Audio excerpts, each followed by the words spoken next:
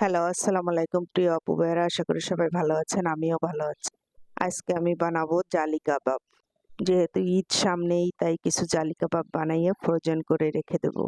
তাই এখানে আমি গরুর মাংসের কিমা নিয়েছি 1/2 কেজি। তারপরে দিয়ে দিলাম আদা বাটা, রসুন বাটা, পেঁয়াজ কুচি, কাঁচামরিচ কুচি। কিমাটা আমি বাসায় বানিয়ে নিয়েছি। আপনারা চাইলে কেনাটাও দিতে পারেন। ধনিয়া গুঁড়া দিলাম আর মরিচ গুঁড়া দিলাম। তারপরে কিছুটা গরম মসলার গুঁড়া দিয়ে দিলাম। কিছু ধনিয়ার পাতা কুচি দিয়ে দিলাম। তারপরে টমেটো সস দিয়ে দিলাম 2 চামচের মতো, আর 2 চামচের মতো সয়া সস দিয়ে দিলাম। 1 পিস লেবু চিপড়িয়ে দিয়ে দিলাম। তারপরে একটুখানি লবণ দিয়ে দেবো। তারপরে একটুখানি ভাজা জিরের গুঁড়া দিয়ে দেবো। এবার এটাকে খুব সুন্দর করে মাখাবো। প্রথমে মরিচ পেঁয়াজগুলো লবণ দিয়ে খুব সুন্দর করে চটকিয়ে মাখিয়ে তারপরে কিমাটার সঙ্গে মিক্সড করে নিব। এইভাবে জালি কাবাব বানিয়ে রেখে অনেক দিন পর্যন্ত খেতে পারেন। তারপরে কিছু পাউরুটি পানিতে ভিজিয়ে আমি এর ভিতরে দিয়ে দেবো। এখানে যেহেতু 1/2 কেজি কিমা আছে, সেই পরিমাণে আপনি ভালোই কিছুটা পাউরুটি দিতে পারবেন।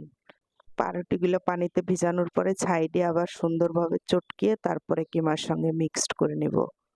মিক্সড করার পরে এবার কিছু আমি গোলমরিচ গুঁড়া দেবো। ঝালটা আপনার যার যার পরিমাণ মতো দেবেন, যে যেরকম খেতে পছন্দ করেন। এবার আমি কাবাবগুলো বানিয়ে নিব। যে যেরকম সাইজ বানাতে চান সেই অনুপাতে কিমা নিবেন। আমি এই যে এই সাইজ বানাচ্ছি। বানানোর পরে এবার ব্রেড ক্রামে এটা সুন্দর করে ব্রেড ক্রাম মাখিয়ে নেব। বন্ধুরা, এইভাবে করে আমি সব কাবাবগুলো বানিয়ে এই ট্রেতে করে আমি ফ্রিজে রেখেছিলাম, ডিপ ফ্রিজে রাখার পরে সবগুলো কাবাব বরফ হয়ে গেছে। এবার আমি দেখেন বক্সে করে সব কাবাবগুলো রেখে দেবো। আবার চলেন বন্ধুরা, কয়েকটা কাবাব ভেজে দেখাই।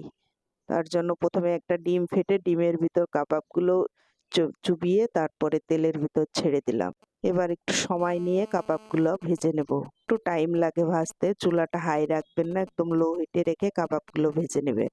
এই তো আমার কাবাব ভাজা কমপ্লিট। আপু ভাইয়ের আমার আজকের ভিডিওটি কেমন লাগলো অবশ্যই কমেন্টে জানাবেন।